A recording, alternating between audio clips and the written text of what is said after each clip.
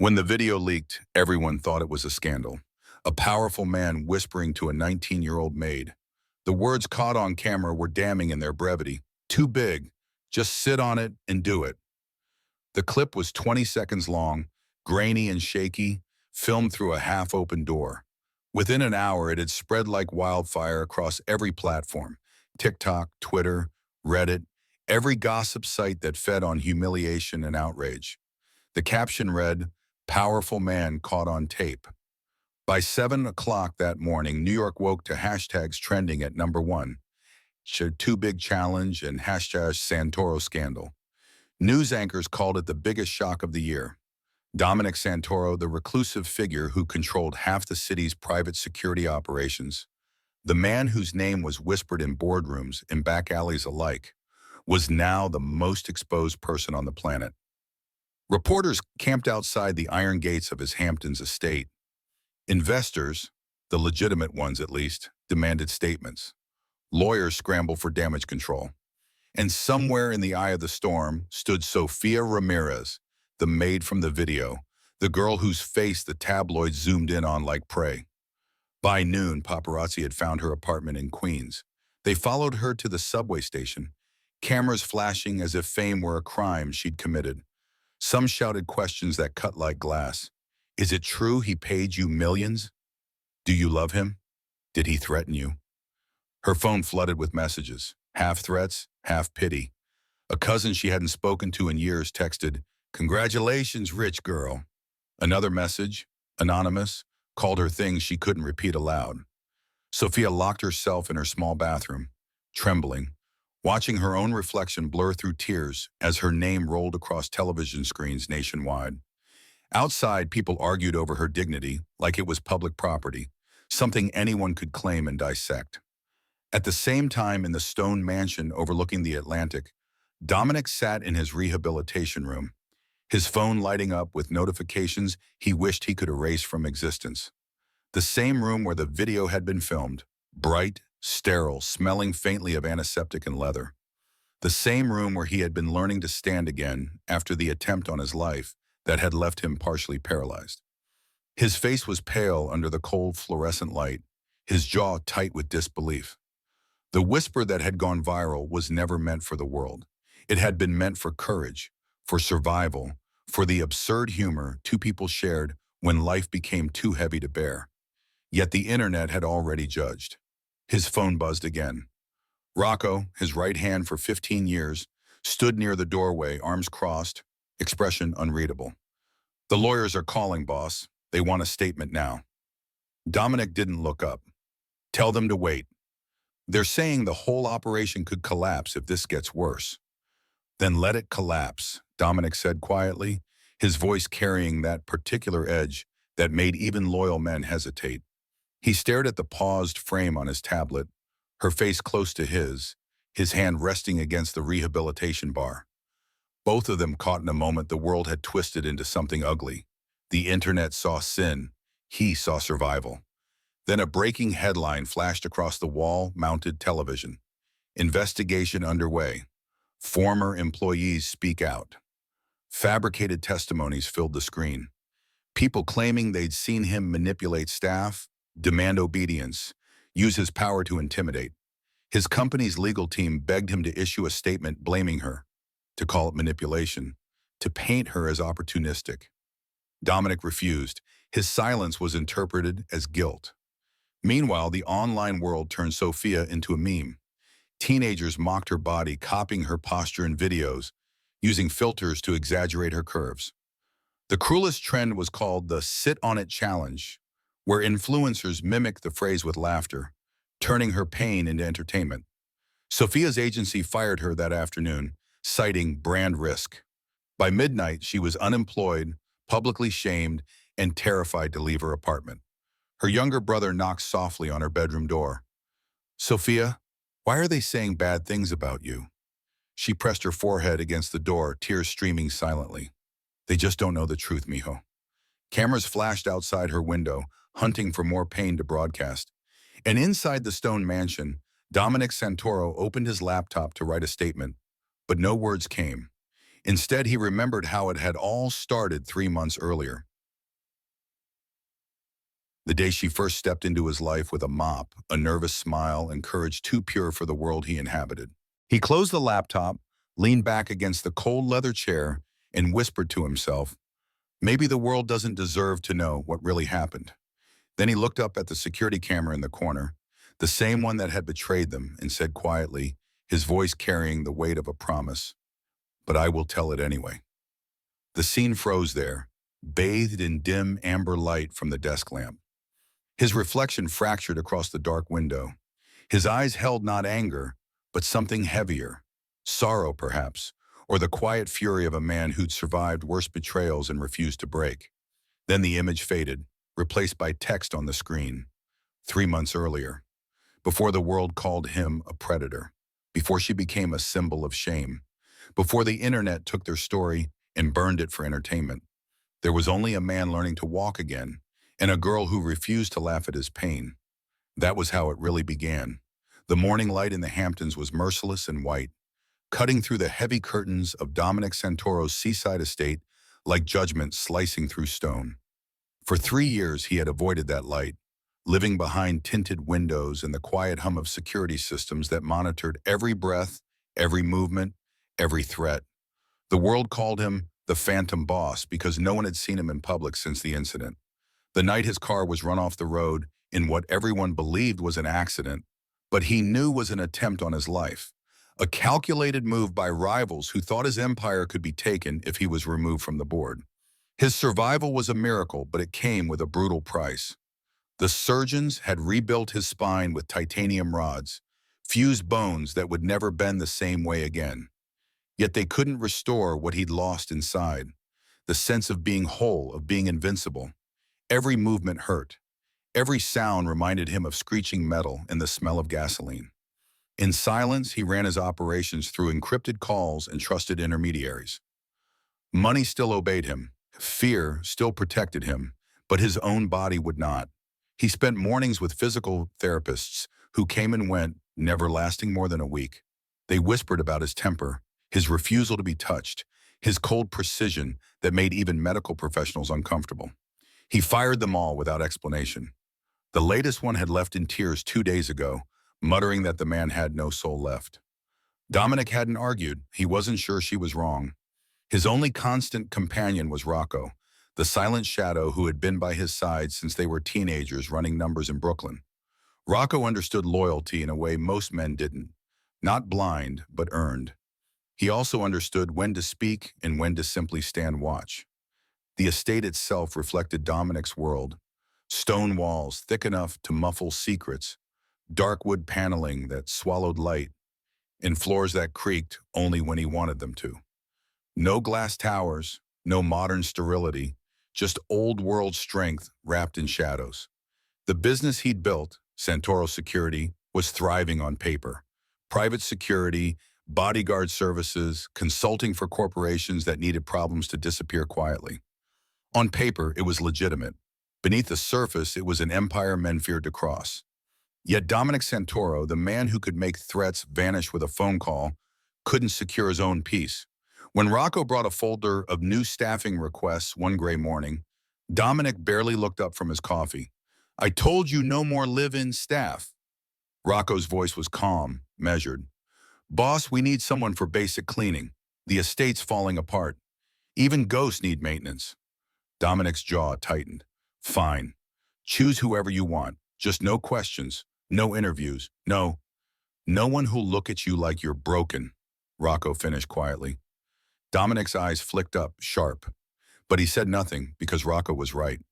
The next morning a girl showed up. Sophia Ramirez, 19 years old, 5'8", with soft dark hair pulled into a messy bun and a uniform that hung awkwardly on her frame as if borrowed from someone else's life. She introduced herself with a nervous smile, standing in the marble foyer like someone who'd walked into the wrong castle. Good morning, Mr. Santoro. I'm from Ocean Clean Services. I'll be quiet, I promise. Dominic glanced at her once from his wheelchair, his expression unreadable. He noted the way she didn't flinch at the sight of him, didn't let her eyes linger on the metal brace visible beneath his shirt. You have the East Wing, he said flatly. Don't touch anything that looks expensive. She glanced around at the oil paintings, the antique furniture, The Persian rugs. That leaves almost nothing, she muttered under her breath. But he heard it, and something in his chest, something he'd thought was dead, almost laughed. Almost. For days they hardly spoke. She cleaned, moving through the vast rooms with careful efficiency, humming softly to herself. It was a sound that filled the sterile mansion with something unplanned, something human. Dominic ignored it at first, then found himself listening through the walls, the way a blind man listens for proof of life. She didn't ask him questions, didn't stare, didn't pity. She simply worked. One afternoon he heard a crash from the rehabilitation room and moved faster than he had in months, wheeling himself through the hallway with sudden urgency. Sophia was kneeling beside the therapy bars, papers scattered everywhere, her hands trembling as she tried to gather them. "I'm so sorry," she blurted out, not looking up. "I was trying to wipe the mirrors. I didn't see the equipment. I—" "Stop," Dominic said, his voice low but not harsh. She froze, finally meeting his eyes. Hers were wide, flushed with embarrassment. He looked at her face, then at the fallen crutches beside her. Most people flinched when they saw his equipment, or pretended not to notice. She did neither. She simply stood, helped him pick up the papers, and said softly, "Everyone falls, Mr. Santoro. That's why there are floors."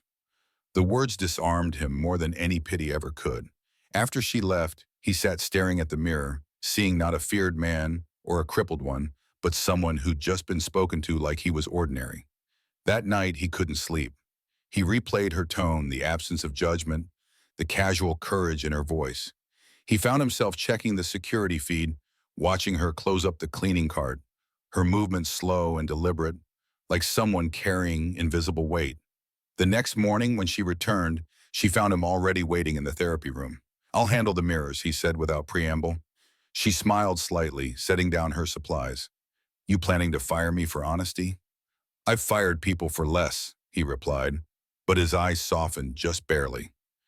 "You're still here." She handed him a towel. "Good. You missed a spot." For the first time since the attempt on his life, someone had handed him something without fear or calculation. The following week, she became part of his routine, though neither admitted it aloud. She arrived before sunrise, brewed coffee the way he preferred, dark, no sugar, and left a note on the tray that read in neat handwriting, "Good morning, the world's still here." He read it twice every day. The therapist who still came occasionally noticed the change. He was standing longer, holding the bars with steadier hands. One asked if he wanted company during lunch. He shook his head, thinking of the girl humming somewhere down the hall. That evening, as the sun dropped over the Atlantic, Dominic wheeled himself onto the stone terrace, watching waves crash against the rocks below. The salt air stung his lungs, but it felt real. Sophia stepped out with a basket of linens, startled to find him there. She hesitated. "Sir, you should be inside. The wind's cold," he said quietly, eyes still on the horizon. "It's the first time I've felt it in years."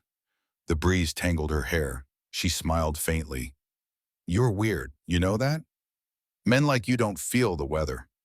"Maybe that's why men like me lose touch with reality," he replied, his voice carrying an edge of something almost like humor. She looked at him differently then, not as a boss to fear, but as a man trying to find his place in a body that had betrayed him. Before going back inside, she said over her shoulder, "If you ever need help standing up, just ask." He didn't answer, but later that night, when his back locked mid-session, leaving him stranded and trembling, he remembered her words. The following morning, she found him collapsed near the bars, sweating with pain and frustration. Without hesitation, she knelt, slid her arm under his, and said firmly, "Come on, don't let the floor win." Together, they managed to get him upright, both breathing hard. He whispered through gritted teeth, "You don't have to help me." She smiled, breathless. "Maybe I do." For a moment, neither moved. Their reflections trembled in the mirror. A man built of steel and scars, and a girl made of quiet courage. He looked at her and thought maybe fate had sent her not to clean his house, but to remind him it was still possible to live inside it. And for the first time in 3 years, Dominic Santoro felt something other than rage. He felt hope. The storm rolled in without warning, thick gray clouds swallowing the horizon as rain slammed against the stone walls of the Santoro estate. The wind howled through the old structure, rattling windows and making the ancient house groan like it remembered darker times. Sophia had stayed late, finishing her rounds because the bridge to town was closed due to flooding. The rest of the staff, what little there was, had left hours ago, leaving only her and Dominic inside the enormous mansion that felt less like a home and more like a fortress built to keep the world out. Lightning flashed, illuminating her reflection in the tall windows, bucket in hand, hair damp from the humidity seeping through the cracks. She whispered to herself, "Guess I'm stuck here tonight." Dominic heard her voice echo through the marble hallway and appeared in the doorway of the rehabilitation room, leaning heavily on his cane. His shirt was unbuttoned at the collar, revealing the edge of scar tissue that ran down his chest, a reminder of the night someone had tried to end him. "Power's out in half the county," he said quietly, his voice carrying that particular roughness that came from years of giving orders meant to be obeyed without question. "You can use the guest room." Sophia shook her head. "I'll just stay on the couch. I don't want to." "It wasn't a request," he interrupted, but his tone wasn't harsh, just final. She nodded, understanding that arguing with Dominic Santoro was like arguing with the tide. He returned to his therapy bench, but she noticed how pale he looked, how his hand trembled when he reached for the parallel bars. Sweat beaded his forehead despite the cold. "You should rest," she said softly, setting down her bucket. He ignored her, gripping the metal rails with the stubborn pride that had built an empire and survived betrayal. "I rest too much. I need to feel something." The thunder outside cracked so loud the window shook. He tried to take a step, but the floor was slick from a small puddle of rainwater that had leaked through the old door frame. His crutch slid. Sophia lunged forward just as he fell, and the next second they were both on the ground, his weight knocking the breath from her chest. She smelled rain and leather and the faint scent of expensive cologne mixed with pain. Her hand was pressed against his shoulder. His face was inches from hers, breath shaky and uneven. "You fall harder than your reputation, Mr. Santoro," she whispered, trying desperately not to laugh despite the absurdity of it all.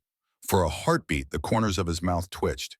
Then he actually laughed, a sound raw and disbelieving, echoing in the empty room like something forgotten, finally remembered. The storm outside howled, but inside the air was strangely quiet. He realized she was still holding on to him, their bodies tangled awkwardly on the cold floor, his chest rising against hers with each labored breath. "You can let go now," he said, but his voice came out softer than he intended. She blinked, awareness flooding back. "Oh, right, sorry." She pushed herself up, then helped him sit, her hands steady and unafraid. His knee was bleeding from the fall, crimson against pale skin. Without thinking, she tore a piece of her cleaning cloth, dipped it into the nearby basin, and knelt to clean the cut.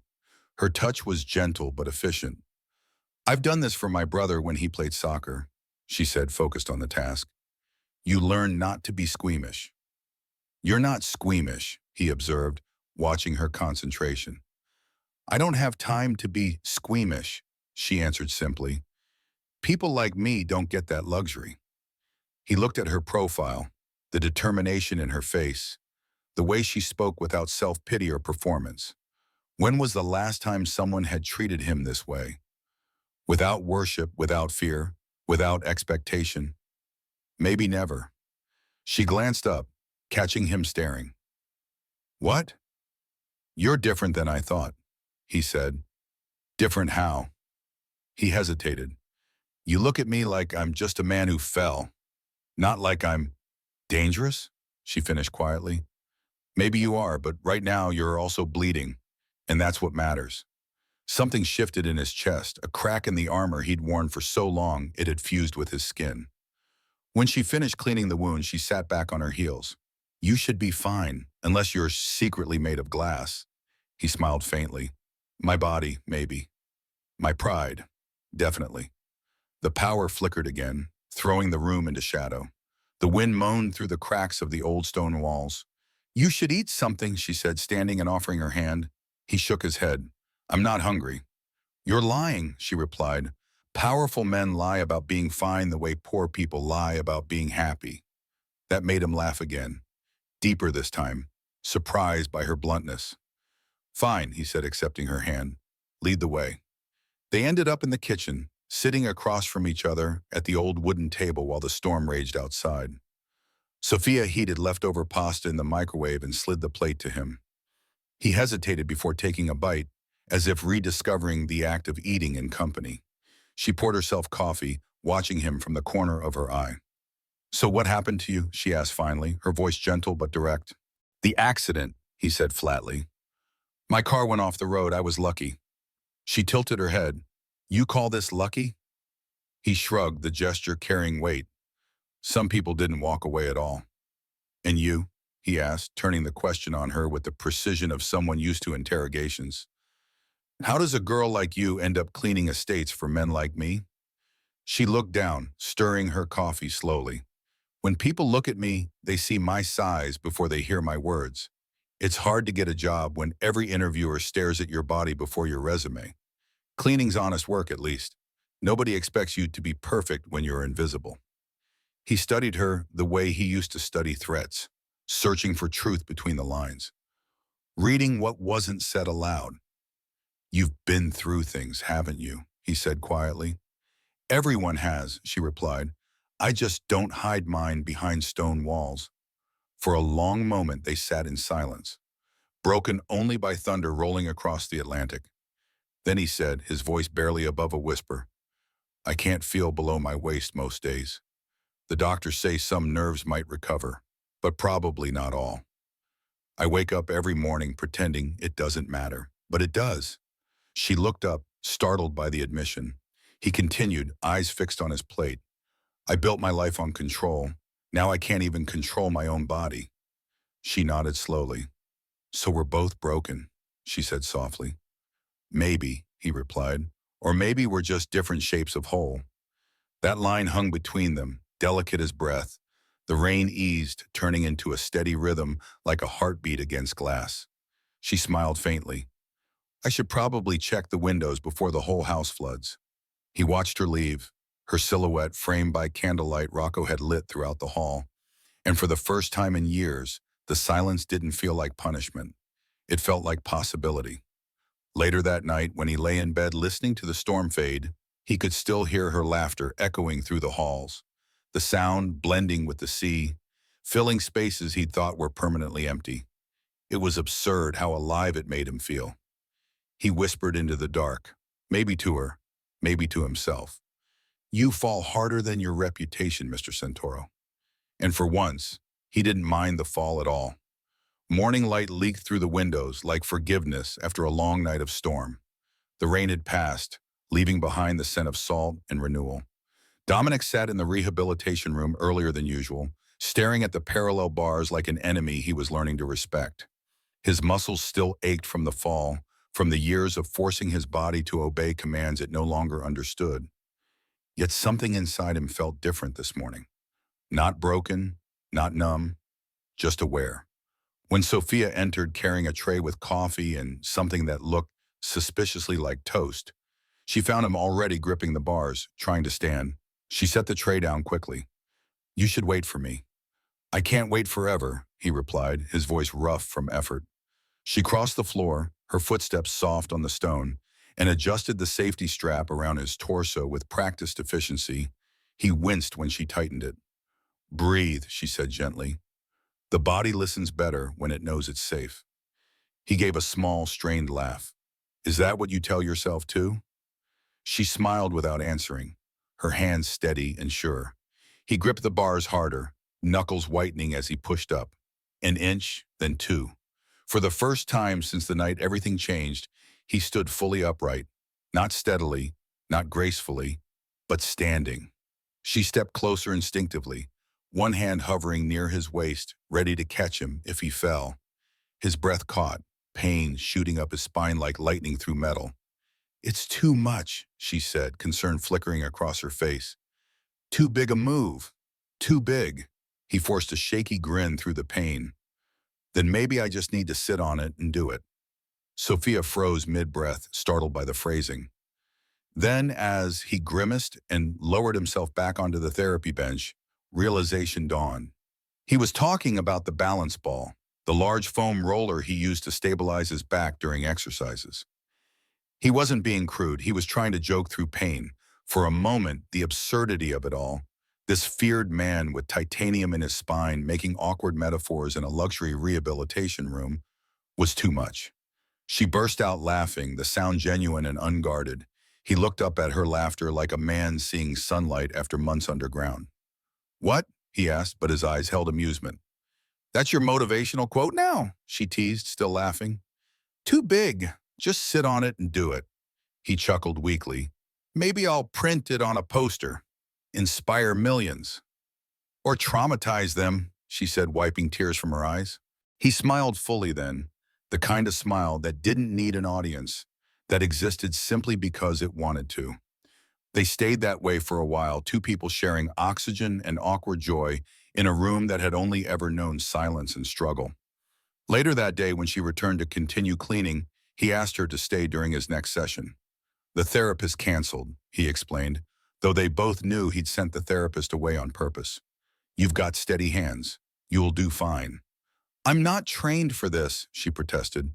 "I'll teach you," he replied simply, and the way he said it left no room for argument. So she stayed. She learned to strap the brace properly, to measure his steps between the bars, to remind him when to breathe through the pain that painted his face white. It became a ritual. She'd count quietly under her breath. He'd focus on her voice like it was the only thing anchoring him to the present. When his legs shook, she steadied him with a hand on his shoulder. When frustration hit like a wave, she'd say calmly, "You've faced worse things than gravity."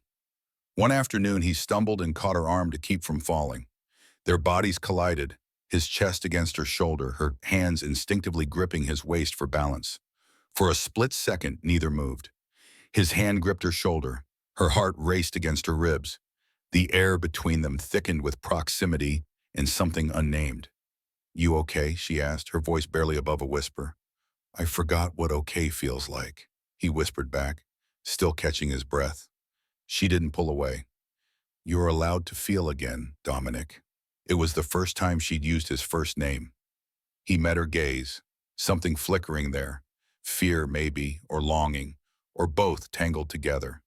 "You make it sound simple," he murmured. "It isn't," she said honestly, "but it's worth it." That night, she stayed later than usual, helping him stretch muscles that had forgotten how to relax. He lay on the mat, and she knelt beside him, counting his slow breaths. The room was dim, just one lamp burning gold against the gray stone walls. "Why do you help me?" he asked suddenly, breaking the comfortable silence. "Because you keep trying," she said without hesitation. "Most people give up when life gets heavy. You don't." He turned his head to look at her. "And you?" "I've been heavy all my life," she said with a wry smile. "It's what keeps me grounded." He laughed quietly, the sound softer now. "You're not what I expected." "What did you expect?" "Someone who'd pity me," he said. "Pity doesn't heal," she replied. "Only honesty does." Her words landed like truth he'd forgotten existed. He closed his eyes, breathing deeper now, guided by her voice counting. In and out, in and out. For the first time since the attempt on his life, his chest loosened. The next morning, Sophia found a note waiting on the cleaning cart. In neat, controlled handwriting, it read, "You don't have to hide from me." She folded the note carefully and slipped it into her pocket, her heart beating faster than logic allowed. The days that followed blurred into a rhythm of quiet companionship. He practiced walking. She timed his steps. They shared jokes that weren't particularly funny, but made them both laugh anyway. Every time he stood longer, she clapped softly. Every time he stumbled, she said, "So what? The floor's there to catch you." And every time he looked at her, the air in the room changed shape. One evening, after another long session, Dominic sank onto the bench, exhausted. His shirt clung to his back, sweat tracing the scars down his spine. Sophia handed him a towel. "You did better today." "Define better," he said between breaths. "You didn't curse once," she teased. "That's progress." He looked up at her, his dark eyes catching the amber light. "You make me want to keep trying." Her throat tightened. "That's the point." Silence lingered, comfortable, fragile, and achingly new. He broke it with a half smile. "Too big.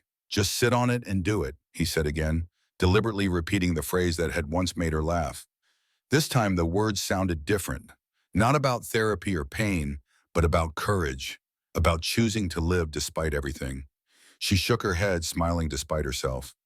That's never going to stop sounding wrong, you know. Maybe that's why it sticks, he replied quietly, because truth never sounds polite.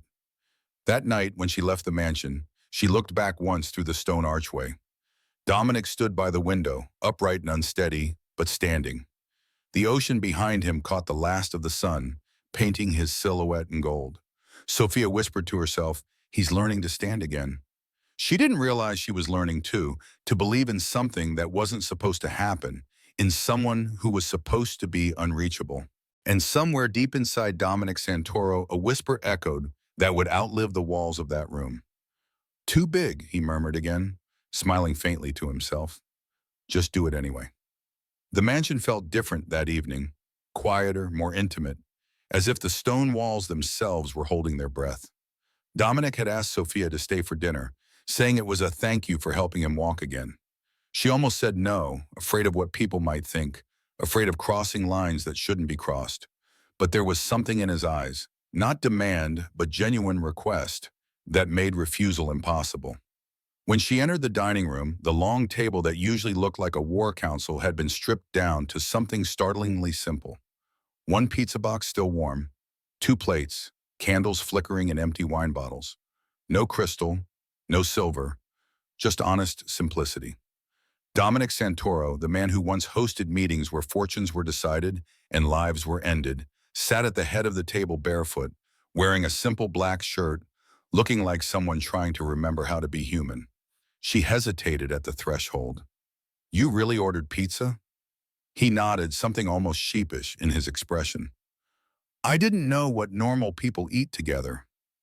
This felt safe. She laughed softly, walking in. Safe is subjective in your world, I think. He poured her sparkling water as if it were the finest champagne, his movements deliberate and careful. For a while they ate in comfortable silence, the sound of the ocean crashing faintly outside the open terrace doors. Then he said, setting down his slice, I used to think power could buy peace. Turns out it only rents silence. Sophia looked at him closely, his hands strong but scarred, his eyes carrying a weariness that didn't belong to a man his age. You don't seem like someone who enjoys silence anymore, she observed. He met her gaze. Not since you started humming around the house. She smiled, the faintest blush coloring her cheeks. That's just habit. My mom used to say singing keeps the fear away. It works, he said simply. The candlelight made everything softer. His expression, his voice, the guarded heart he kept locked behind walls of stone and consequence. She asked quietly, what's it like being you? He thought for a long time before answering, his fingers tracing patterns on the table. Lonely. The world keeps telling you you're powerful until you start feeling guilty for being human. The accident made it worse. Everyone wanted the comeback story, not the truth. He paused, then continued, his voice dropping lower. I'm not the same. My body works differently. I don't even know if I can ever be with someone again, physically. Sophia's brow furrowed. You mean? He nodded, the admission hanging heavy in the air. She leaned forward, her voice gentle but firm. You think love is about performance, but maybe it's about presence. He blinked, caught off guard by her directness. She set down her slice and continued. Sometimes I wonder if anyone will ever love me too. People stare at my body before they listen to my words. They think softness means weakness. That size means something about worth. You hide behind power. I hide behind noise. But maybe we're both just afraid of being seen. Dominic's throat tightened. For the first time in years, someone had spoken straight through his armor, had seen past the reputation to the man beneath. He reached across the table, his hand covering hers gently. Sophia, he whispered, her name sounding different in his voice. Reverent, almost. She didn't pull away. The electricity between them was quiet but undeniable. He looked at her the way a drowning man looks at air, as if afraid to move in case it all disappeared. You said once that everyone falls? he murmured. What if this is me falling? Then fall, she said softly. Just make sure it's forward. He laughed, but his voice trembled with something deeper than humor.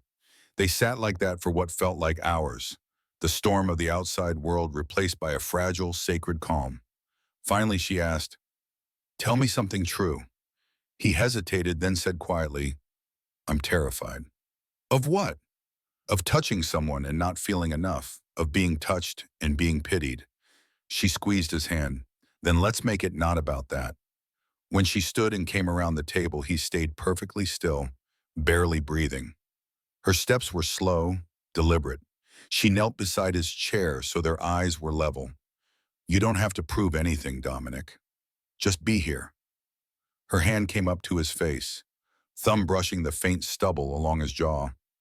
His eyes closed instinctively, leaning into her touch like a man remembering what warmth felt like. It wasn't lust that filled the room. It was recognition. He reached for her hand, pressing it against his chest. Feel that? Still works. Sophia smiled, tears threatening but never falling. Then that's all that matters. He moved first, closing the space between them, his lips brushing hers, tentative, as if asking permission with every breath. She answered by deepening the kiss, slow and honest, and trembling with the weight of vulnerability finally shared. When they pulled apart, both were breathing hard, not from passion, but from the sheer gravity of letting someone in. I don't know how to do this, he whispered against her forehead. Me neither, she said. So let's learn together. They spent that night not as boss and maid, not as powerful and powerless, but as two people rediscovering what touch meant when it was given freely. The room was quiet except for the sound of rain starting again outside, the soft rhythm syncing with their hearts. When he kissed her again, it wasn't desperate. It was gentle, deliberate, like learning to walk one careful step at a time. His hands moved with care, hers with trust. They explored the distance between fear and tenderness until it disappeared entirely. Later, as they lay in the aftermath, neither spoke. The air was thick with something sacred. He stared at the ceiling, her head resting on his chest, feeling the faint thrum of life beneath his skin, proof that, despite everything, he was still alive. Do you regret this? He asked finally, his voice barely audible. She shook her head against him. No, I think this was always going to happen. Maybe the universe got tired of waiting for you to stand up. He smiled in the darkness, eyes closing. Maybe it sent you to make sure I did. Before sleep took them, she whispered into the quiet, Thank you for letting me see you. His answer was a soft breath against her hair. Thank you for seeing me. And somewhere beyond the walls, beyond the ocean, the world kept spinning, unaware that a man who thought he was broken and a woman who thought she was too much had just rewritten what wholeness looked like. The morning after felt impossibly quiet, like the world was holding its breath before the storm. Dominic woke first, sunlight spilling through the heavy curtains in thin golden lines. Sophia slept beside him, her breathing soft and even, her face peaceful in a way that made his chest tighten. For the first time in years, he felt something simple and rare. Peace. He reached to touch her hair, but stopped midway, afraid to break the moment, afraid that movement would shatter whatever fragile thing they'd built in the darkness. Outside, gulls cried over the Atlantic, and the house seemed to exhale. But peace never lasts long for men like him. By noon, the whisper of disaster had already begun. Rocco appeared in the doorway, his face grim. Boss, we have a problem. Dominic sat up carefully, reaching for his shirt. What kind of problem? Security breach. Someone accessed the surveillance system 3 nights ago. They copied footage from the rehabilitation room. Dominic's blood went cold. What footage? Rocco's jaw tightened. You and the girl, it's been leaked. It's already spreading online. For a moment, the world tilted. Sophia stirred beside him, still half asleep, unaware that everything was about to change. Dominic's mind raced back to that night, the laughter, the clumsy encouragement over the balance ball, the way her voice had filled the room with light. And now, stripped of context, those words would sound like something else entirely. Who saw it? Dominic asked, his voice dangerously quiet. Everyone, Rocco said. It's everywhere, the media, the internet. They're calling it, he hesitated. Calling it what? The too big scandal. Dominic stood so fast his back screamed in protest, but he ignored it. Get it taken down and then now. We're trying, boss, but it's too late. There are hundreds of copies. Thousands. He didn't have time to process before his phone exploded with notifications, messages, calls, news alerts flooding in like a tsunami of judgment. His name, her name, twisted into clickbait and condemnation. Sophia heard the buzzing and sat up, confused. Dominic, what's... Then her own phone started ringing, and ringing, and ringing. At first she thought it was a mistake, some cruel prank. But when she opened Twitter, her world shattered into 1,000 pieces. Her photo, taken from the security feed, was plastered beside headlines that made her stomach turn. Powerful man caught with 19-year-old maid. Power and abuse in the Hamptons. The video was only 20 seconds long. Her nervous laughter sounded like submission. His whisper, stripped of meaning, sounded like command. She could see the comments even before she read them. She's after his money. Look at her. No wonder he kept her hidden. She seduced him for fame. Each word was a cut that bled her dry. Dominic called immediately, but she couldn't answer. Her voice would have broken. Her hands were shaking too hard. By afternoon, the story had hit every major network. Anonymous sources claimed misconduct. Fabricated testimonies appeared from people who'd never worked at the estate. His operations faced immediate scrutiny. When he finally reached her by phone, her voice was shaking. They're saying things about me, Dominic. About you. I can't even go outside. Don't, he said sharply, his voice carrying an edge that could cut stone. Stay there, I'll fix this. You can't, she whispered it. They think they're wrong. It doesn't matter, she said, her voice breaking. People believe what they want. His chest tightened with a rage he hadn't felt since the night someone tried to kill him. Come to the house. No, she said firmly. If I go back there, it'll only make it worse. They'll say you're protecting me because you're guilty. I am protecting you, he said. From what? She asked bitterly. The truth or the lies? Her voice cracked, and he had no answer that would fix this.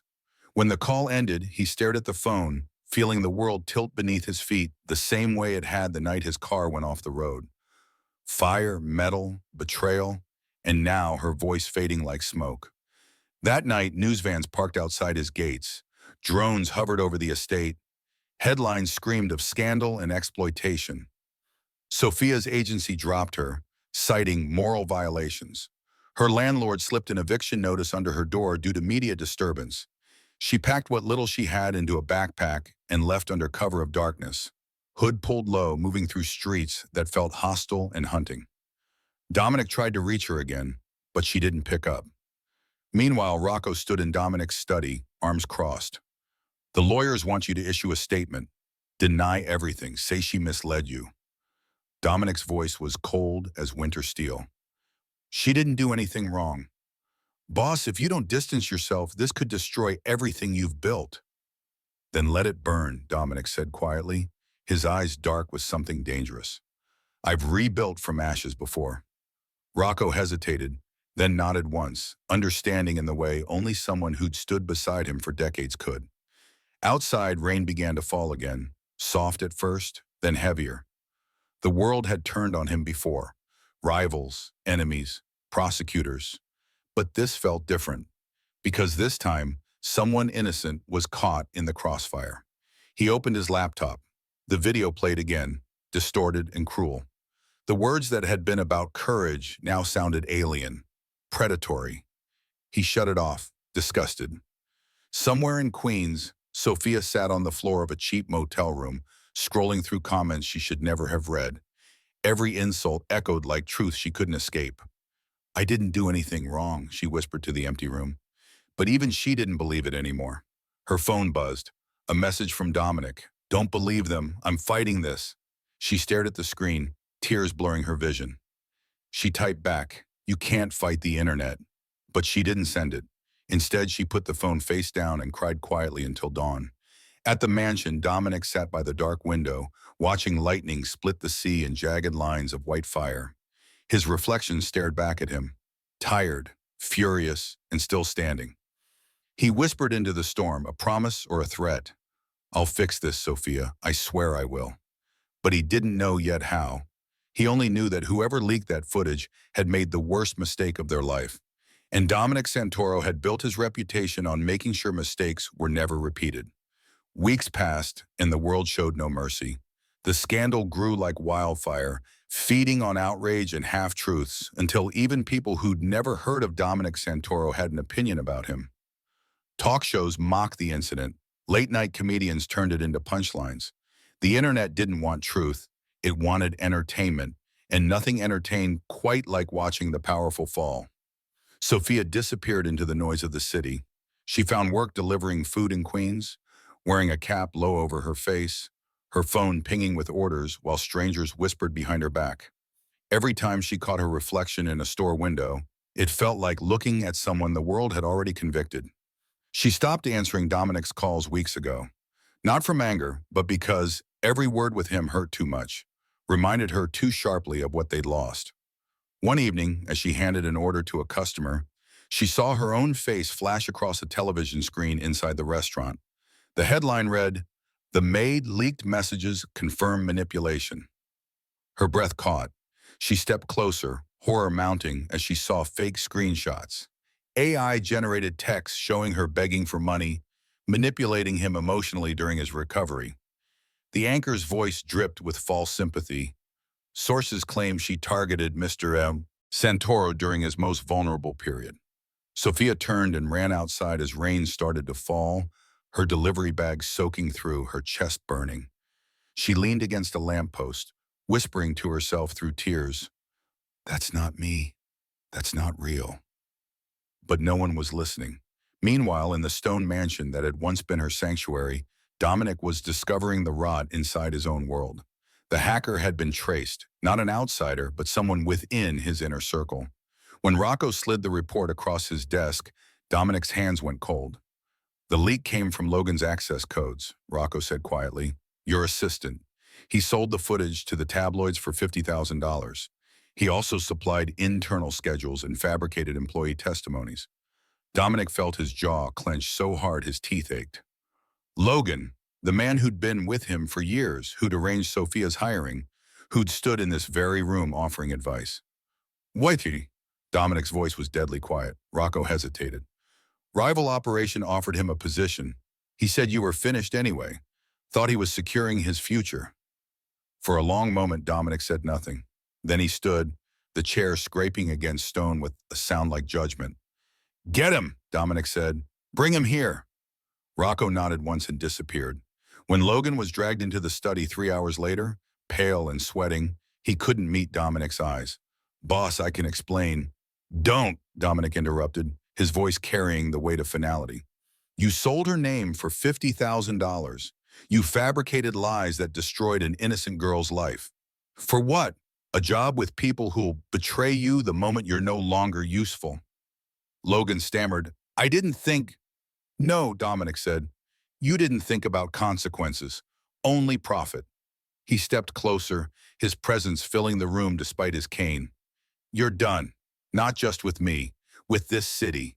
If I ever hear your name again, it won't be in a courtroom. Do you understand?" Logan nodded frantically, understanding exactly what that meant. "Get out," Dominic said.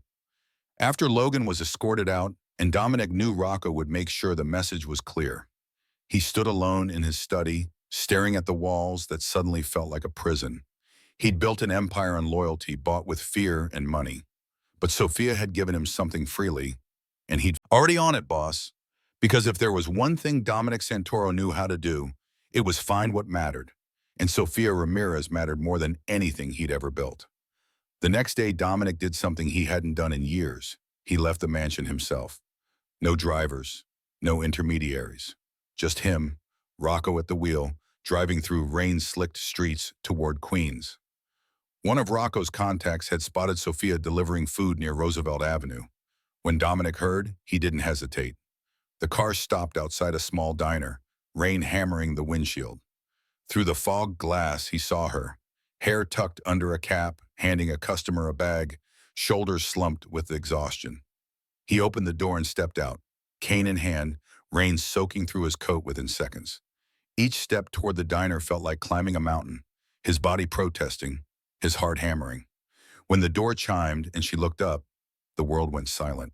She froze, eyes wide, disbelief flickering into something like fear.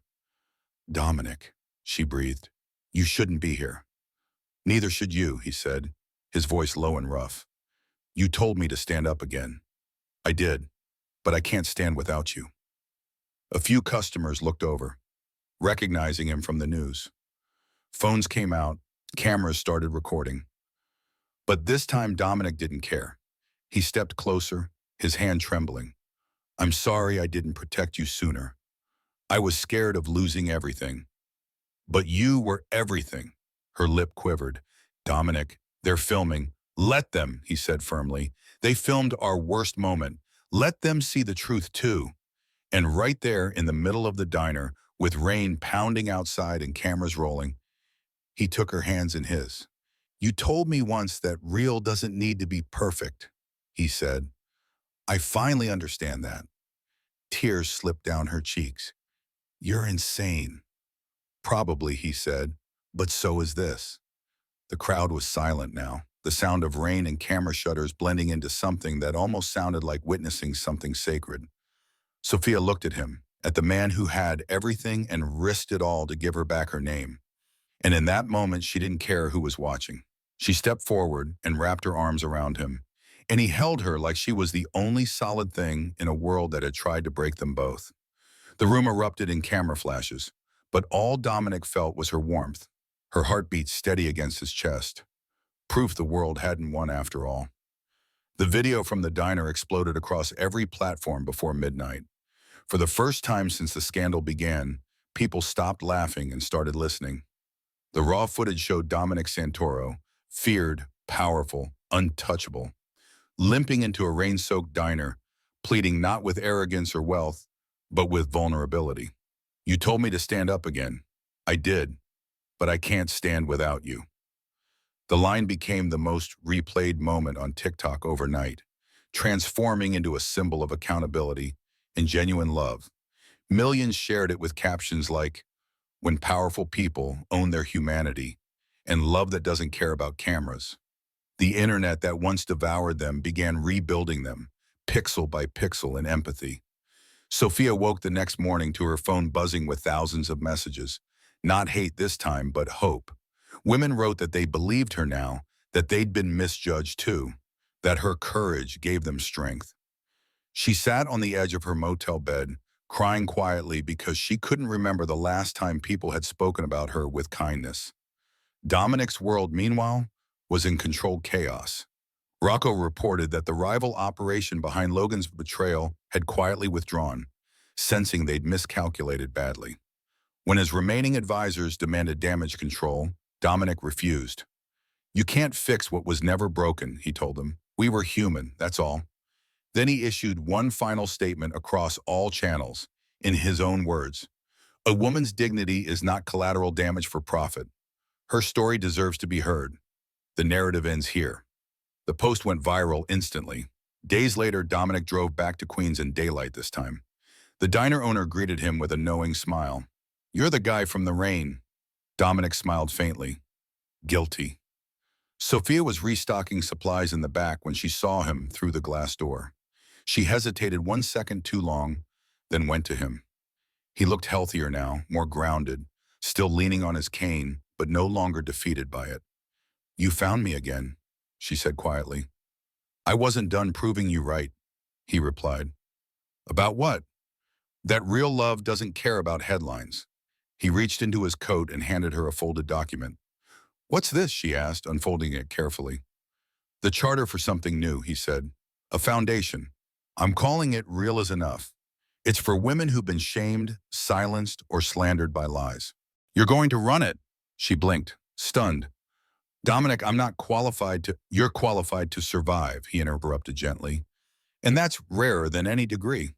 She opened the document fully and saw her name printed under Director. Her throat closed. "You don't owe me this." "You're wrong," he said. "You taught me what honesty looks like when it costs everything." Now let me help you show others. The following month, they launched the foundation together. The first press conference was small, held in the same diner where they'd reunited. The crowd spilled onto the sidewalk as Sophia stepped up to speak, her voice steady despite the tremor in her hands. When they took my job, they called me a liar. When they took my name, they called me a scandal. But the truth is, they just couldn't believe someone like me deserved kindness without conditions. I'm not here to change their minds. I'm here to help the next girl who gets torn apart for being real. The applause was overwhelming. Dominic stood at the back, watching her shine, quiet pride warming his chest. Later, a reporter asked if she forgave him. She smiled softly. He never hurt me. The world did. He just helped me stand back up. That quote spread faster than the scandal ever had, printed on magazine covers, turned into murals across New York and Los Angeles. Real as Enough grew from a small office to a national network within 6 months. Scholarships, therapy, media defense for women whose stories were weaponized online. Dominic returned to his operations, but with different priorities. He handed control to people he actually trusted and focused on using his resources to protect rather than intimidate. Every headline that once cursed his name now called him a man who'd found redemption not through power, but through vulnerability. But for him, none of it mattered as much as the nights when he and Sophia sat together in her apartment above the foundation office, eating takeout and laughing about everything they'd survived. One evening she asked, "Do you ever wish the scandal never happened?" He thought about it carefully. If it hadn't, I might still be pretending I was alive instead of actually living. She leaned against his shoulder. Then maybe it wasn't a scandal. Maybe it was a restart. He smiled, brushing his thumb along her hand. Maybe it was fate dressed as chaos. Outside, the city pulsed with indifferent life. The world had moved on, but they hadn't. They'd found something worth staying still for. A year later, the world no longer whispered scandal when it said their names. Instead, it spoke of rebirth, of second chances earned rather than given. Real as Enough had become a movement. Murals of Sophia appeared in cities nationwide, her face framed with the words, "Real as Enough," painted boldly across brick walls. She'd accepted one interview, a quiet sit-down for a major magazine, beside Dominic, who now walked with only the faint reminder of his cane, more symbol than necessity. The interviewer asked what everyone wanted to know. "You've both rebuilt your lives, your reputations. What changed?" Sophia glanced at Dominic before answering. "We stopped trying to be who people expected. We started being who we needed." Dominic nodded. Redemption isn't rewriting your story. It's reading it out loud, even the ugly parts, and not flinching. The article broke records because it was honest. Later that month, they hosted their first scholarship gala for young women overcoming public shaming. Sophia wore a simple dress, no diamonds, just herself, radiant in truth. When she walked onto the stage, Dominic watched from the side, pride swelling quietly. She began without notes. "They once said I was too young, too soft, too much. They said my story was over before it began, but I stand here not as a victim, not as a headline, but as proof that the world cannot define you without your consent." The room erupted in applause that lasted minutes.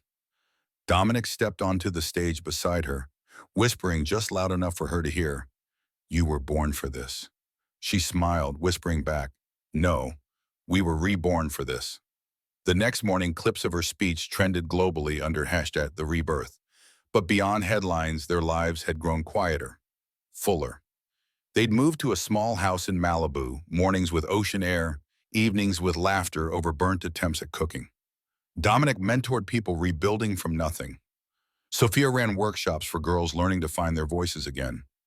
One afternoon, as the tide came in, Sophia sat on the sand sketching ideas for a children's book. Dominic approached from behind, footsteps uneven but confident. "Writing something new?" he asked. She nodded.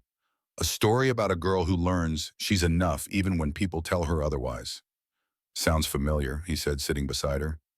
"Maybe," she teased, "but this time no scandals, just truth." He smiled, letting the surf touch their feet. "You know, men still write asking how your story changed them. They say they're learning to listen now." She turned to him. "And what about you? What did my story change in you?" He thought carefully. It made me realize I was never paralyzed from the waist down. I was paralyzed from the heart out. She reached for his hand.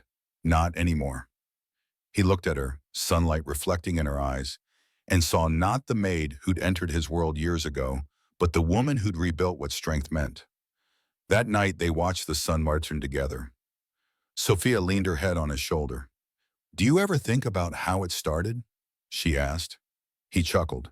"Every time someone says the words too big, I try not to smile." She laughed. "Who would have thought that sentence would lead us here?" "Fate," he said, with a twisted sense of humor. She turned to him. "Promise me something. Anything. No matter what happens next, we stay real." He kissed her hand. "Always." Stars emerged above them, quiet witnesses.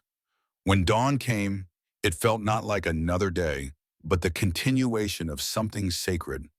Two people who'd fallen, burned, and rebuilt themselves into something stronger than forgiveness. 2 years later, the world had moved on. But their love deepened in silence, away from cameras. The Malibu house had become home. Sophia sat at her desk finishing her memoir, What Real Looks Like. The foundation thrived internationally.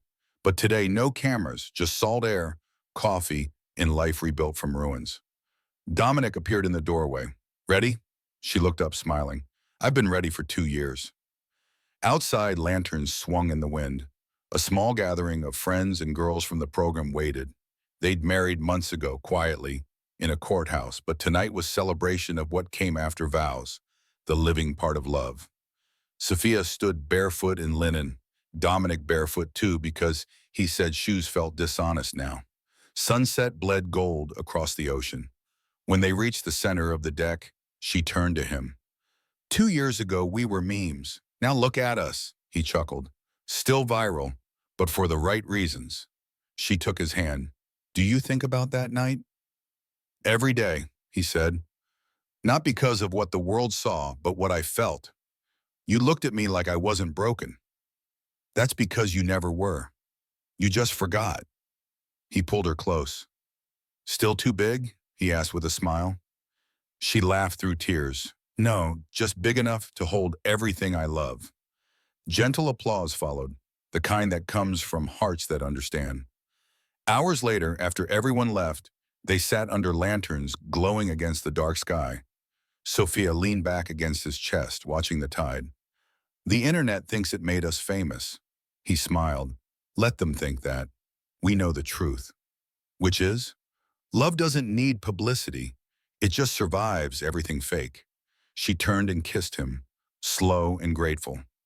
Inside, her book sat open, cursor blinking at the final line. Later, she typed without hesitation.